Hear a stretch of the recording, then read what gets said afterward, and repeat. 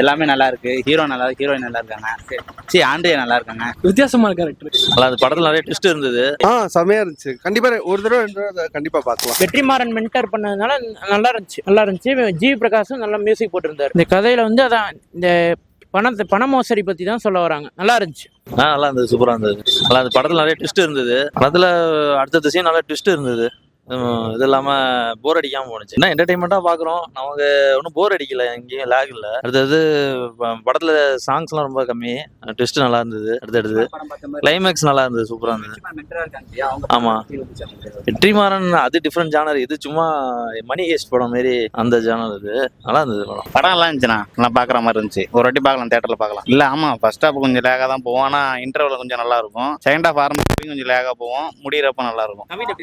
நல்லா நடிச்சிருக்காங்க. எல்லாமே நல்லா நடிச்சிருக்காங்க. படம் நல்லா இருக்குயா, ஒரு வாட்டி பார்க்கலாம். எல்லாமே நல்லா இருக்கு. ஹீரோ நல்லா இருக்கு, ஹீரோயின் நல்லா இருக்காங்க. சரி, ஆண்ட்ரியா நல்லா இருக்காங்க. எல்லாமே நல்லா இருக்கு. லாக்லாம் இல்ல, நல்லா இருக்கு. ஒரு வாட்டி பார்க்கலாம். கவின் நடிப்பு நல்லா இருக்கு. மியூசிக் நல்லா இருக்கு. வித்தியாசமான கேரக்டர். சூப்பரா இருந்துச்சு. செமையா இருந்துச்சு. கண்டிப்பா ஒரு தடவை 2 தடவை கண்டிப்பா பார்க்கலாம்.